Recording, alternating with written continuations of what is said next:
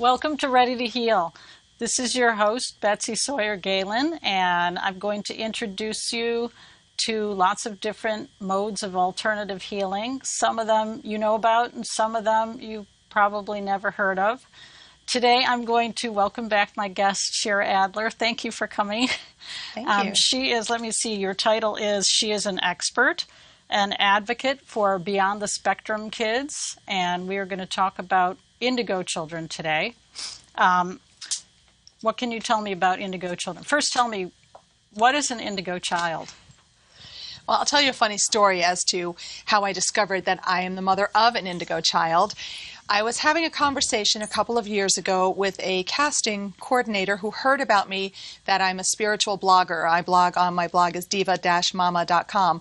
And I always talk about my out-of-the-box kids, and I got more into the terminology specifically in calling him an indigo, which I'll explain later, which I verified with another psychic healer that I know. And in the conversation I had with the casting director, I said, "Oh, my son is what's called an indigo." And on the other end of the phone, he went, "Oh, that's what the producer told me to find, and I don't even know what that means. So explain it to me." I said, "Come to my house, and I'll show you everything you need to know." We ended up submitting an audition tape, and 2.5 years later, the debut episode of Bravo's new series, Extreme Guide to Parenting, aired, and my family, my indigo son, my daughter, my partner, our parrot, and I were that episode.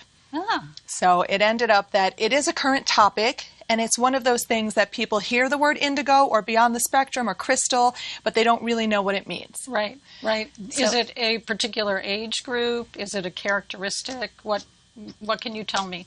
An indigo child is specifically referring to a type of child in a specific age group, but it's defining them as a category by their life color, which I actually have talked about on our other show with the past life work. A life color is not your aura color, but it's the color that you're born with that provides information about your attributes, your characteristics, your likes, your dislikes, your personality, all of that. And indigo is a specific color.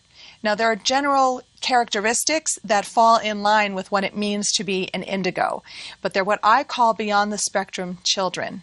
Because in today's society, as we look around, you can start with the school system, there is an explosion in the special ed system of these very unique, expansive, non-traditional learning, or I like the word diff-abled as opposed to disabled, child or children. Oh, diff-abled, I like diff-abled, that. I like because that. in our house we describe it as that every child is special in terms of special needs. Every child is special.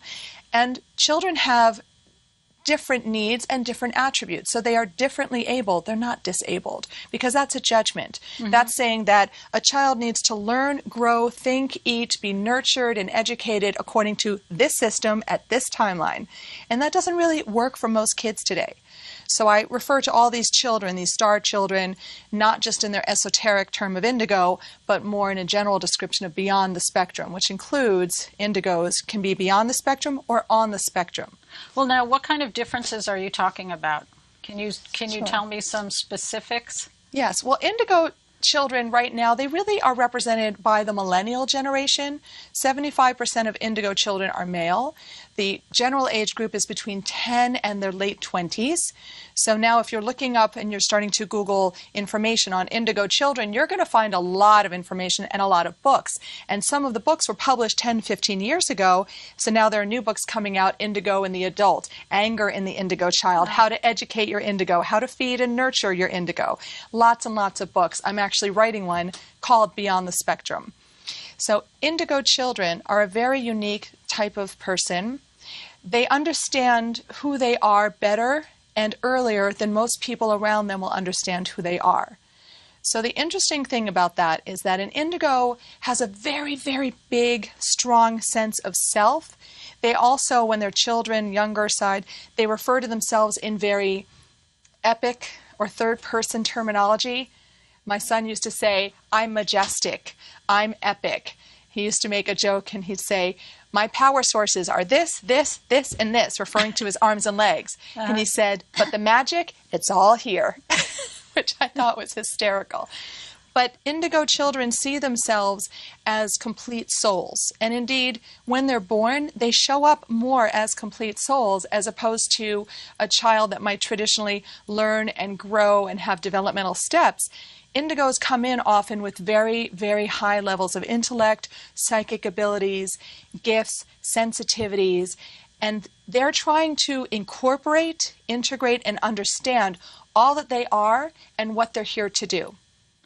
And what type of learning environment is best for these kids? And you're saying there are lots of different manifestations of this indigo nature, but Yes. do they all tend to do well in a certain type of setting, or does it require lots of different settings? It Tell me depends about on that. the child, because to be an indigo is to say, if you're looking at generalizations and patterns, it's to say all indigos are here to break down old paradigms, paradigms that no longer serve the children of today. And if you look at why I refer to them as millennials, in the millennial culture, you have brands, you have companies looking at this group of young people, young adults, saying, how do we attract their brand loyalty? They seem to be so fiercely independent. They seem to gravitate towards one another, but they don't exhibit the traditional patterns of marketing and purchasing and education that other generations have before them. So we're really trying to learn as a society a new language and a new way of getting to them, having conversations with them, getting them to buy our products. As a parent, we're just trying to get them to listen and learn and feel comfortable in their own skin. So an indigo, in terms of the educational level, honestly, it's pretty difficult to figure out what system works best, because most of the time we're putting these very unique out-of-the-box kids in an old system, specifically with public schools. Public school education and indigos are not necessarily the best fit. It's not to say that the school systems are incorrect or they're doing anything wrong or they're not really trying, but they're not often able to really serve the individual needs of each indigo. Even if a child is classified as an indigo, the fact is the school looks at them as a classified special needs student, regardless of how bright, how curious, how hands-on, how adaptive they are to their environment. They're simply the kids that don't sit still, sit down, listen, learn according to those old timelines, follow Common Core curriculum, really appreciate or can do testing, and they put all of those unique out-of-the-box or beyond the spectrum kids in one group. So is this because this sounds like it may be related to ADD or ADHD? I know these are buzzwords that we hear and we know about, and usually when you think about a kid who's not able to sit still, that's the word that comes to mind. Is that a large part of the population? It actually is a large part of the population to say an indigo has ADHD. However, all indigos do have some form of ADD or ADHD, except that lens doesn't really fully apply or the diagnosis, because it's not so much an inability to focus, it's an over ability to focus on too many things at one time. And that's a really important differentiation to make. In other words, if you have an indigo kid, they're more comfortable taking in all of the information from their environment, and they're more comfortable putting it out at the same frequency or the same pitch. So for my son, for example, he is better off doing homework, which sounds unusual, sitting in front of a TV, because he needs the extra sound and he needs the bird in the room and the dog running by. He needs the extra stimulus because he's simply used to pulling in all of the information of his environment, and it's frustrating to him to have to tune all of that out and focus on one thing. So it's not to say that he can't, he just chooses not to, and there's a difference. Oh, interesting. And is there any type of like after-school activity or anything that you think enhances the lifestyle and just the learning abilities of The indigo tricky kids? part about being an indigo is that, as I said, they know that they're here for a special reason. Indigos know that they're born to do something tremendous, but sometimes it takes them a long and difficult path to determine what is that purpose. And so as a parent and as an educator and as a concerned caregiver, our job is to help them identify what their strengths and their weaknesses are, and to focus on their strengths, which is the opposite of what a special ed system does. It focuses on their deficiencies. So when looking for activities, what you really want to do is try to speak to that innermost core essence of the child and say, what do you love? What excitement do you feel when you engage in this activity? Or, for example, mixed martial arts or martial arts training. If it's done in a correct dojo, one of my favorite is the Mixed Martial Arts Center, Marti Mixed Martial Arts in Bedford Hills. The sensei is a complete, to me, an ascended master in a physical, regular dude body. He works with the children on core principles, on dedication and focus and discipline, but in such a positive and empowering kind of way that all of these unique indigo kids gravitate towards him. It's unbelievable, the effects. I've seen him work privately with autistic children, with Down syndrome, with kids that just don't really know who they are, how to feel comfortable in their own skin. Mind, body, spirit approaches, whether it's a sports team, whether it's mixed martial arts, whether it's music, whatever speaks to that child, make sure that it speaks to them on all three levels, mind, body, and spirit, and you will probably succeed. And what advice do you have? Say you run into a mom who hears this and she says, that sounds like that could be my kid. What advice do you have?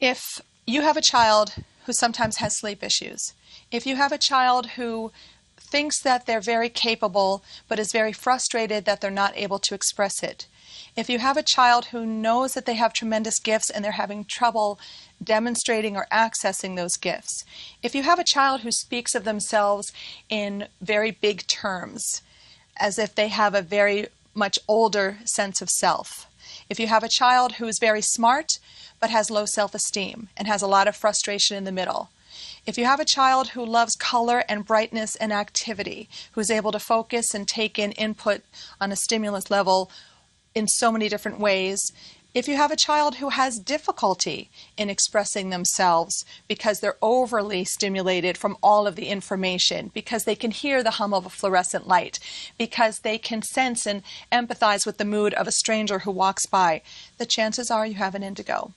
And so I would say that, first of all, visit my website, because I'm putting on a resource page with a whole bunch of my favorite books that I'm constantly referring and giving out, and my aromatherapy line, which is very good to soothe, nurture, center, balance, ground, relax, and help focus. There are tips and tricks and tools that are available and literature that's available, and I really do like to show up and serve, to be that resource and that connection point, and if necessary and appropriate, the healer, to help these children and their families integrate to live the most vibrant life possible. And what kind of healing do you do for this sort of thing? I do a mixed modality with the children, depending on the age. It's either a full regular past life regression with some deep guided meditation work and teaching them how to do that. So you do past life regression with kids? Absolutely. Wow. Can you tell me about any of those sessions? That sounds fascinating. One of the greatest gifts about indigos, or crystal children, which are basically different life colors, but on a higher vibrational frequency, so their auric field looks crystalline. It looks see-through. That's the difference between indigos and crystals. Crystals can be indigo, but can be other colors just on a higher frequency. They have less angst and difficulty expressing themselves. Those are the little children who walk around just having that very clear, strong presence, the kind of kid that an adult walks by and looks at them and says, wow, that child is just, what is it about them? That's more of a crystal. But the indigos and the crystal children respond very, very well to healing modalities that work on all of these levels. So meditation, yoga, martial arts. In my practice, we do guided meditation work. I do visualization, I do energy healing, and I do past life work, because indigos and crystals are very psychic. They're very intuitive. And so getting deep and clearing cellular memory that might give them information and insight into their own beings and help them settle into themselves more comfortably is a really, really great way of taking out some of those hard edges. Uh-huh. Wow. Wow. How did you think of, that's just mind-boggling to me. How did you think of doing a past life regression on somebody so small? With little children, the sessions are very different from how I work with adults. We talk and we draw pictures and I lead them into a little bit of a visualization, but their eyes are open. Children are very, very, as we know, sensitive. They're very naturally intuitive. Right. So they don't really need all of the deeper levels of hypnosis. I simply can help them access the information. much more readily. They can go in, they come out, they access. I'll tell you a funny story. I was on a train heading into New York City a few months ago, and there was a mom with a little boy who was probably about maybe 4 years old, who was yammering the whole time on the train, and you could see the adults around him were getting very uncomfortable. I loved it because he was so smart, and what he was saying was it was all about the curiosity and the train and the texture of the seat and everything his mom might be thinking. I mean, he was just adorable, very, very verbal. And yet, we made a stop. I don't remember the stop. He looked out at the train tracks and he said, "Mommy, this is where I fell and died, but it's okay because I'm back as me now." And I just went, there it is. That's an indigo. Wow. And I looked at the mother and I said, "I'm sorry, excuse me. Has he ever said things like that before?" And she said, "Yes, he does, but I don't really know what to do with that." And I said, "You should listen to him. He knows who he is, he knows why he's here, and he knows the truth of his past experiences." And she just looked at me, and we had one of these kinds of conversations for the whole rest of the ride. That's how I know I'm supposed to show up and do this work, because I like to serve, and I like to help parents understand why these children chose them on a soul level, which brings me back to the past life work. When my son was very little, and my daughter, actually, it was my daughter first. When my daughter was 5.5, she looked at me and she said, "Mama, I chose you. I wanted to come back because I've been watching you since you were a little girl, and you were my mother before, and I was yours." And that's what started me into the path of understanding what past life work is. My son, when he was younger, pointed out a birthmark on his leg, and he said, "That's where I was shot by the poison arrow." Interesting that a child would know and remember and be able to access the information of who they were before this time. The funniest part about my kids and about my own little son, who's the indigo, who's now 12 years old, is that when he's very upset with me, one of the things he likes to say is, "I'm really sorry that I chose you, that I left my other mom, and that I came and picked you this time." It's a whole other level of insult from your child who's acting out. And yet it speaks volumes about how gifted and how powerful these children are, and how we as parents and educators and caregivers need to go so far out of the box or down the rabbit hole, further than we've ever been before. But it behooves us to do that because these kids know that they're here for a reason, and it's our job to support them. Wow. Now, you brought a whole bunch of books here, and I wanted to just have you go over these a little bit. And there's a few different ones. This one piques my interest, The Fire Child and the Water Child. So these are some of my favorite books from my collection. So Dow Girls Rule from C.J. Golden. And again, all of these books I list as resources on my website, which is shiraadler.com. Fire Child, Water Child is one of my favorite books. It's written by a developmental pediatrician that I've worked with, Dr. Stephen Cowan, who is based in Mount Kisco, New York, who basically said we need to look at children with ADHD through a different lens. And his approach is more of the Eastern medicine lens. And he said, I want to study, and he broke down children and their ADHD symptoms into 5 categories, the elements according to the Asian sciences. So you have a fire child, you have a water child, you have a wood child, you have an earth child, you have an air child. And each child might have, quote, ADHD, but the symptoms and the presentations of that diagnosis, he actually says they're symptoms of behaviors. It's not an illness, it's not a dis-ease or disease, it's a symptom. And you have to understand which child you have, or the combination of what elements exist in that child, to really know how to approach them to alleviate the stress or the stimulus that is causing that symptom and that behavior to come up. It's a fascinating book, and it basically is which ADHD type does your child have. But it's a very unique way of looking at it, and it says let's not go to medication as the first approach. Let's look at the intrinsic and natural nature of who these children are. Let's use a different lens. Let's have a different conversation. Let's find something that works, that speaks to them without having to lower their vibrational field or medicate them. My son was on medication off and on. I'm definitely not anti-medication. I'm open to anything and everything that is going to help my child feel successful and powerful and strong and comfortable in his own skin. And it's been a very difficult, painful journey, and in some ways it still is. But what I found was that my job as his mama is to listen deeply. And when he said to me, as you see on our Bravo episode, I don't like the medication because it doesn't let me feel like me.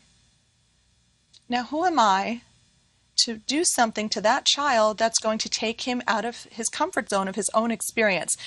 His experience may be really difficult for me as a parent sometimes. He can be oppositional. He's so smart, but he hates studying. He's bored with school. He gets angry easily. All of these behaviors are still at play. But my job is to deeply listen. My job is to offer him information and to do my own research so I know how best to feed him, to nurture him, to educate him, what activities will work for him. Food is a very important element with indigos. I wanted to ask you about that. Is there a particular diet? I know sugar is often implicated with ADD. Do you find that? And is there like a type of a way of eating that tends to be better? The interesting question is, which came first, the chicken or the egg? Were indigo children born to help us make changes in the planet, or did the changes in the planet create the need to have the indigo children? Are they overly affecting them? I think that it's a little bit of both.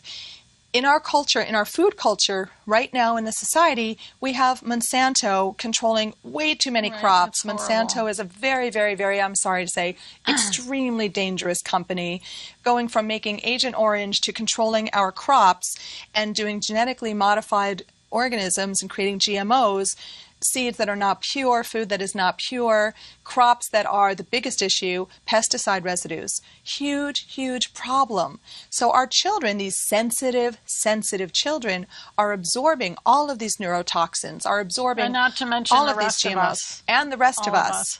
But in these children, we see it more obviously. You and I have been ingesting this stuff for a long time. But in this next generation that's on the planet now, we're seeing different presentations and the dangers. It's as if it's calling it to our attention in a whole other way. We cannot ignore the rise of autism. We cannot ignore the rise of the special ed system in terms of the amount of students in it.